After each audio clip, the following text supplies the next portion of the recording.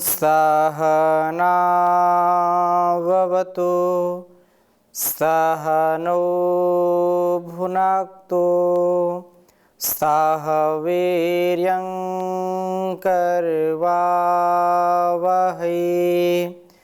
तेजस्विनावधीतमस्तु मा विद्विषावहै। ओम शांति शांति शांति। वैदिक जीवन पद्धति की इस कक्षा में आप सबका हार्दिक स्वागत है, अभिनंदन है। ऋग्वेद के स्वाध्याय में हमने प्रथम मंडल के 31वें सूक्त के मंत्रों तक स्वाध्याय किया था। 32वें का हम आरंभ करेंगे। पिछले मंत्रों में विशेष उस परमात्मा से प्रार्थना की गई है कि हमारा जो जीवन है वह परिपूर्णता को प्राप्त करे, अपूर्णता में कभी ना रहे। हमारी जो अंतःकरण की मांग है, हमारा जो ज्ञानपूर्वक विवेकपूर्वक इस संसार के प्रति आकर्षण है, अर्थात जो प्रेम करुणा परस्परता का जो भाव है वो तो सदा बना रहे। अपने से बड़ों का, अपने से छोटों का और अपने आयु वालों का सदा सम्मान करते रहें। अपने अंदर की जो वासनाएं हैं उनको सदा मिटाने का कार्य करते रहें। इसमें एक क्षण का प्रमाद हम ना करें, क्योंकि यह जो अंदर की वासनाएं हैं, जो आसक्ति है, वह आसक्ति कामुकता को प्रकट करती है, कामुकता को जन्म देती है। इसलिए हम आसक्ति को, जो अज्ञान मूलक है, जो अविद्या जनित है, अयथार्थ जनित है, उस अविद्या को नष्ट करें। क्योंकि अविद्या से हमको, अज्ञान से आसक्ति आती है हमारे अंदर विषयों के प्रति। जो आँखों का विषय है स्वरूप, नासिका का विषय है सुगंध, रसना का विषय है सुस्वाद, कर्णों का अर्थात कानों का विषय सुशब्द, और हमारे त्वचा का जो विषय है सुस्पर्श। तो इनसे हम बचें, अर्थात ज्ञानपूर्वक तो हम तो इसका ग्रहण करेंगे ही करेंगे, लेकिन इसी के लिए हम छल कपट द्वेष या क्रोध की कामना से सदा दूर रहें। जो हमारे लिए नितांत आवश्यक हैं उसको तो हमको ग्रहण करना चाहिए। आँखों से सुंदर रूप को कौन नहीं देखना चाहता है, सब देखना चाहते हैं।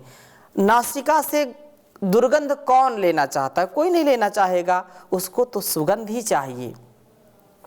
इसी प्रकार से रसना के जो अलग अलग पदार्थों का, अलग अलग व्यंजनों का जो स्वाद होता है, सब सुस्वाद लेना चाहते हैं। कोई भी व्यक्ति कभी भी उसको ऐसा नहीं लगता है कि यह मेरे जो रुचि में नहीं है, जो मुझको पसंद नहीं है, उस चीज़ को मैं खाऊं। हाँ, क्योंकि अपने ज्ञान के अनुसार सबका आहार होता है, सबका विचार होता है।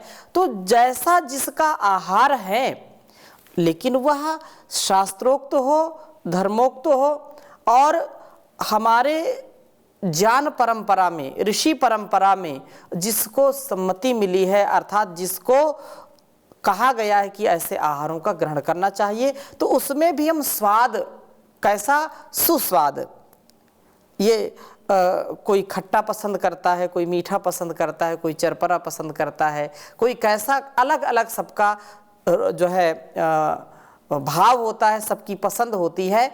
परंतु उनमें भी हम सावधानी पूर्वक, जागरूकता पूर्वक बरतें। इसी प्रकार से शब्दों को सुनना कानों का गुण है, और ये कान हमको सदा अच्छे अच्छे शब्द सुनाएं। शब्द तो पड़ेंगे कानों में, लेकिन इन इंद्रियों में जो भी अपने विषय के प्रति ग्रहण की शक्ति परमात्मा ने दी है उसमें आसक्ति ना हो। जो शक्ति ईश्वर के द्वारा मिली है उनको हम ग्रहण करें, लेकिन आसक्ति से रहित होकर के करें।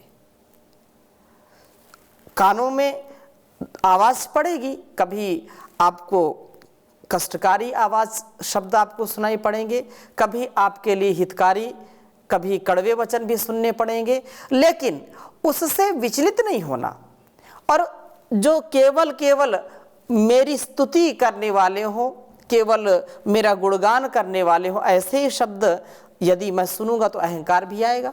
ज्ञानपूर्वक शब्दों को सुनना, ज्ञानपूर्वक स्पर्श आदि करना, ज्ञानपूर्वक अपनी सारी इंद्रियों का प्रयोग करना, तो ऐसा यदि करेंगे तो जीवन हमारा श्रेष्ठ बनेगा। क्योंकि यदि जीवन नहीं जीते हैं तो ये जो आसक्तियां हमारे अंदर हैं, विषयों के प्रति जो आकर्षण है, वो एक न एक दिन हमको पतन की ओर ले जाने वाला होता है। हम आसक्ति रखें, अपने आसक्ति मतलब ज्ञानपूर्वक, इच्छा हो लेकिन ज्ञानपूर्वक होनी चाहिए। बिना इच्छा के तो कोई व्यक्ति उठ भी नहीं सकता, बिना इच्छा के एक कदम चल नहीं सकता, बिना इच्छा के पुस्तक नहीं पढ़ सकता, बिना इच्छा के सत्संग नहीं कर सकता। तो इच्छाएं हो, लेकिन हमको सदा उन्नति की ओर ले जाने वाली इच्छाएं होनी चाहिए, हमको अवनति की ओर नहीं। जो हमारे केवल निजी स्वार्थ के लिए होती हैं, उनसे हम सदा पतन की ओर जाते हैं। जो हमारे ही इंद्रियों की तृप्ति के लिए जो हम प्राप्त करना चाहते हैं भोग, वो भोग हमको नष्ट कर देते हैं और रोग की उत्पत्ति हमारे शरीर में कर देते हैं, मन में कर देते हैं। तो बहुत ही सुंदर यह मंत्र आपके समक्ष मैं प्रस्तुत कर रहा हूँ। ऋग्वेद के पहले मंडल के 32वें सूक्त का 9वां मंत्र है। माता व पुत्र दोनों का अंत, इसका शीर्षक है। माँ कौन है और पुत्र कौन है, इन दोनों का अंत कैसे हो, तो इसमें बहुत सुंदर चित्रण किया गया इस वेद मंत्र में। इसको समझने का प्रयास करेंगे। पहले मैं लिख देता हूँ इसको।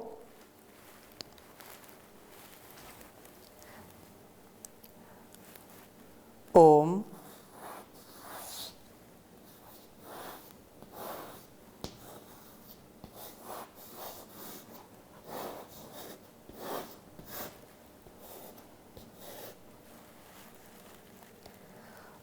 नीचा वया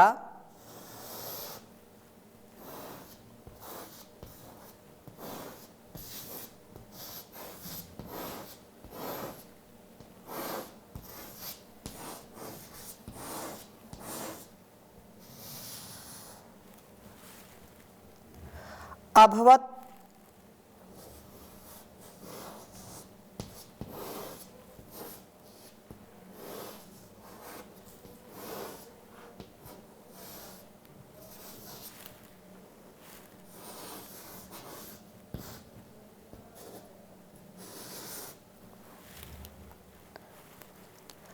वृत्र पुत्रेंद्रो।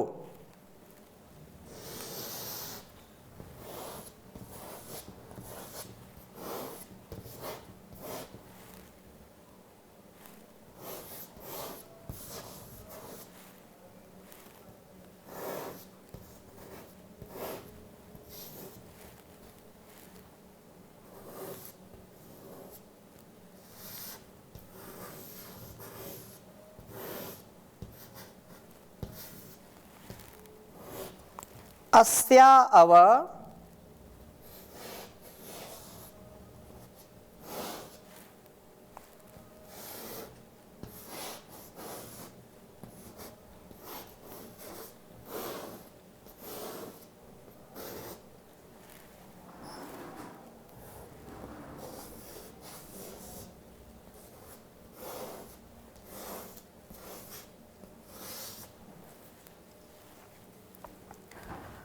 वधर जभारा।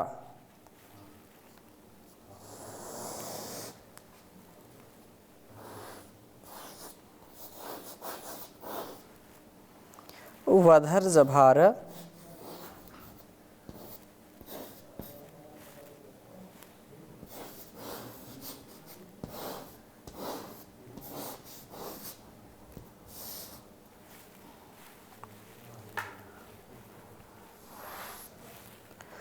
उत्तरासूरधरः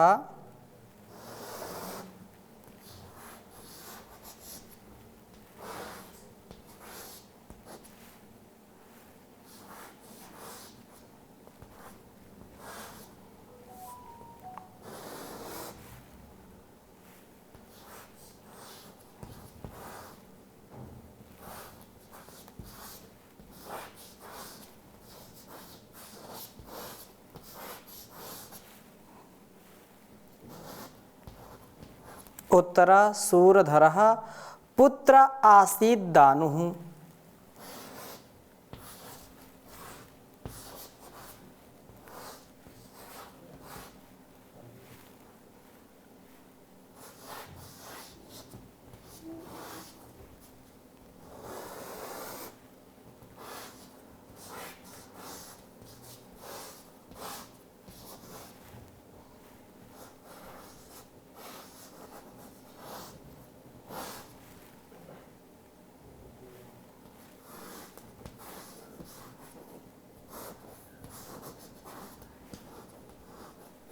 शय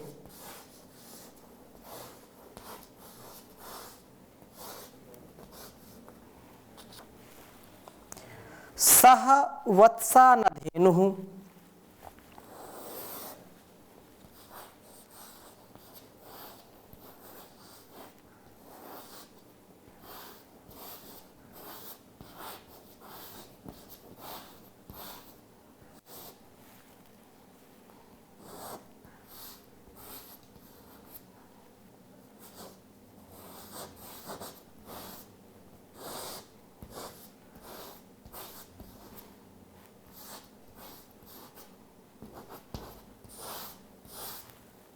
बहुत सुंदर मंत्र है।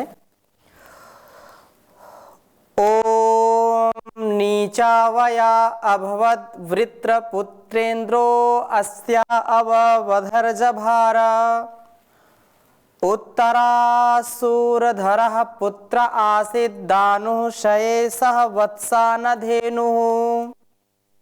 ओम नीचावया अभवद वृत्रपुत्रेन्द्रो अस्या अववधर्जभार उत्तरासूरधरः पुत्र आसीत् दानुः शये सह वत्सा धेनुः। भाव इस प्रकार से है वेद मंत्र का। वृत्र जो काम है हमारा, वृत्र जो कामनाएं हैं, और इस वृत्र का कोई ना कोई जन्म देने वाला है। बिना जन्मदाता के तो किसी का जन्म होता नहीं है। इसलिए जो काम है उसकी जो माता है वो आसक्ति है। जहां आसक्ति है वहीं कामनाएं हैं। बिना आसक्ति के कामनाएं हमारे अंदर हो नहीं सकती हैं। इसलिए इस बात को हमको समझना चाहिए कि जो आलंबन है, यदि उधर थोड़ा सा भी झुकाव है, थोड़ा सा भी लगाव है, तो उसकी कामना, उसके प्रति जो काम की भावना है वो जागृत हो जाती है। इसलिए गीता में बहुत ही सुंदर कहा, ध्यायतो विषयान पुंसः संगस्तेषुपजायते संगात संजायते कामः कामात् क्रोधोऽपि जायते क्रोधात् भवति सम्मोहः सम्मोहात् स्मृति विभ्रमः स्मृति भ्रंशात् बुद्धिनाशो बुद्धिनाशात् प्रणश्यति। सारी जो हमारे अंदर की जो आसक्ति है, ये सारे हमारे दुर्गुणों को, दुर्व्यसनों को जन्म देने वाली जननी है। इस जननी को, जो हमारे अंदर के दुर्गुणों को जन्म देती है, हमारे अंदर के कुविचारों को जन्म देती है, वासनाओं को जन्म देती है, तो इसका अंत करना परम आवश्यक है। इसलिए कहा है कि जो अवांछनीय वस्तुओं के प्रति, जो नहीं चाहने वाली वस्तुएं हैं, उनके प्रति भी, जो हमको पतन की ओर ले जाने वाली, चाहे कोई भी वस्तु हो, कोई व्यक्ति हो, कोई स्थान हो, व्यक्ति एक बार किसी भी प्रकार से अज्ञानता में या कुसंग में पड़ करके किसी बुरी चीज का वो यदि आदी हो गया है तो उसका जीवन नष्ट होना ही होना है। तो ये जो कामना है, जो अवांछनीय वस्तुएं हैं या व्यक्ति है या विचार हैं, कुछ भी हम कह सकते हैं, तो इससे सदा हम अपने को हटाने का प्रयास करें। वस्तुओं के प्रति जो या संसार के प्रति जो हीन आकर्षण है, आकर्षण होना चाहिए विद्या का, आकर्षण होना चाहिए तप का, आकर्षण होना चाहिए अच्छे लोगों की संगति का, आकर्षण होना चाहिए परम पिता परमेश्वर के द्वारा दिए गए ज्ञान का सदुपयोग करने के लिए, आकर्षण होना चाहिए हमको धर्म में, स्वकर्तव्य में, आकर्षण होना चाहिए गुरुजनों की, माता पिता की आज्ञा पालन में। लेकिन यदि इससे भटक करके हम गलत आश्रय में अपना जो है जीवन लगाते हैं, गलत चीजों को हम अपनाते हैं, तो कैसे हमारा कल्याण हो सकता है। इसलिए हीन आकर्षण ही हमारी जो दुर्गति है उसका कारण होते हैं। और वो क्यों? क्योंकि हमारी आसक्ति है और उसके प्रति हमारी कामना है, जो काम जागृत हो जाता है। तो इस मंत्र में जो नीचा वया कहा है, यहां पर नीचा वया तो कहा है कि नीचा वयम, जो मार्ग नियते गम्यते अस्मिन, जो हमको नीचे गिराने वाले मार्ग हैं, जो हमको पतित करने वाले हैं, उधर हमको बिल्कुल नहीं जाना चाहिए। जिसका ऐसी यह वृत्रपुत्रा, वृत्र नामक पुत्र वाली आसक्ति होती है, ज्ञान पर आवरणभूत होने से काम वासना वृत्र है, आसक्ति से जन्म देती है। यह आसक्ति अपने नीचे काम वासना को उसी प्रकार छिपा करके रखती है जैसे कोई माँ अपने शिशु को छिपा करके रखती है। बहुत सुंदर उदाहरण यहाँ पर दिया है। तो कोई माता बच्चे को गोद में लिए हो और उसको छुपा करके रखे तो बाहर का तो कोई व्यक्ति देखता नहीं, लेकिन वो अंदर अंदर काम बढ़ता रहता है। ऐसे ही आसक्ति जो है वो हमारे जीवन में कामनाओं को बढ़ाती रहती है। इसलिए हम इसको ध्यान में रखते हुए अपने को जितेंद्रिय बनाएं, काम वासना को हटाएं। इंद्रहा जितेंद्रिय पुरुष अस्त्या, हम इस आसक्ति के जो है कभी भी नीचे न रहें। आसक्ति के नीचे छिपी इस काम को जो यह क्रियाशीलता रूप वज्र द्वारा नष्ट कर दिया जाता है। अर्थात कहने का आशय क्या है, जो पराक्रमी होगा, जो इंद्र होगा, जो इंद्रियों पर विजय जिसने प्राप्त कर ली होती है, जो ब्रह्मचर्य का पालन करता है, वो सदा क्रियाशील रहता है, अच्छे सच्चे कर्मों में लगा रहता है। उसका एक क्षण भी निरर्थक नहीं होता, एक क्षण भी अनुत्पादक कार्यों में नहीं लगता है। एक क्षण के लिए भी यदि हमने मन को छोड़ दिया, अपने शरीर और मन पर आलस्य प्रमाद को आरोपित कर दिया, तो ये हमको गिरा देता है। आसक्ति आएगी, कामनाएं आएंगी, हमको धाराशायी कर जाएंगी। इसलिए जो हमारे अंदर क्रियाशीलता है, जो हमारे अंदर रचना धर्मिता है, जो हमारे अंदर ऊर्जा है, जो हमारे अंदर उत्साह है, उससे हम सतत सदकर्मों में, सद्धर्मों में लगे रहें, सेवा सत्कार में लगे रहें, जिससे हमारे जीवन का सदुपयोग हो। इसलिए यहां पर कहा है कि न दानु, सब उत्तमताओं व दिव्य गुणों का खंडन करने वाली ये जो आसक्ति है, शय उसी प्रकार से हृदय स्थली में निवास कर रही है। उसी प्रकार न जैसे कि सहवत्सा धेनु, बछड़े सहित कोई नौ सूतिका गौ चाहे अपने बछड़े को कोई उसको अगर छूना चाहे, उसको पकड़ना चाहे, तो नौ प्रसूता जो गाय होती है, बछड़े को जन्म देने वाली गाय होती है, उस बछड़े के पास किसी को आने नहीं देती है। और यदि किसी कारणवश वो उसका बछड़ा मर जाए तो जब तक गाय को दूर नहीं करेंगे तब तक उस बछड़े को वो दे नहीं सकती है। कहने का आशय क्या है कि हम अपने इस जीवन से आसक्ति को उखाड़ करके फेंक दे, विरक्ति की ओर जाए। विरक्ति मतलब जानपूर्वक, जैसे बछड़ा मर जाए तो जब उसको बिल्कुल वो परिवर्तित नहीं करना चाहती है, लेकिन अंत में उसी से विरक्ति होती है। नष्ट होने के बाद हम उत्कृष्ट हो जाएं। ये जो आसक्ति है, जो कामनाएं हैं, जो दुर्भावनाएं हैं, इनके नष्ट होने पर हम अपने जीवन को सुव्यवस्थित कर सकते हैं, अपने जीवन में सद्विचार ला सकते हैं, सद्व्यवहार ला सकते हैं। तो उत्कृष्ट जो हमारा जीवन है इसको कोई रोक नहीं सकता है। लेकिन यदि आसक्ति उत्कृष्ट हो गई तो जीवन को हम बचा नहीं सकते हैं। तो जब भी हमारे अंदर शुभ गुण, शुभ संकल्प आए तो उनको हम क्रिया में लाएं, अर्थात वैसा जैसा अच्छा विचार आए। कहते हैं धर्मस्य त्वरिता गति, धर्म की गति तेज होती है। जब भी हमारे मन में धर्म के, अच्छे कर्म के विचार आए तो उनको सतत अच्छे अच्छे विचारों को, अच्छे अच्छे कर्मों को हमको करने चाहिए। अच्छा विचार आता है, धर्म का यदि विचार आता है तो धर्म करने में कभी भी विलंब नहीं करना चाहिए।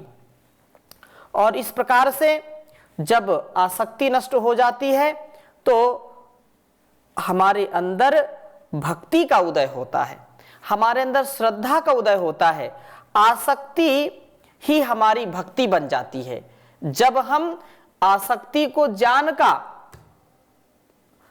और श्रद्धा का उसमें रूपांतरण करते हैं तो आसक्ति परिवर्तित होकर के भक्ति बन जाती है।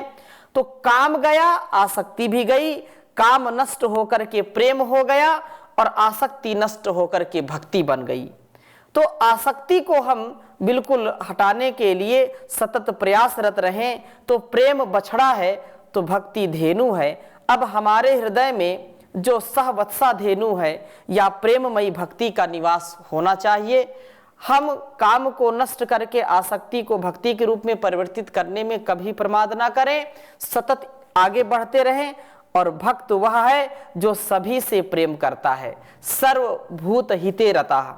उसके जीवन में, उसके मन में, उसकी वाणी में, उसके व्यवहार में सदा परमात्मा की भक्ति और उसकी शक्ति विद्यमान रहती है, जिससे वह लोक कल्याण करता है, लोगों का उपकार करता है। जीवन में अपने बहुत ही ऐसे भावों को संजो कर के रखता है जिससे उसका भी कल्याण होता है और दूसरों का भी कल्याण होता है।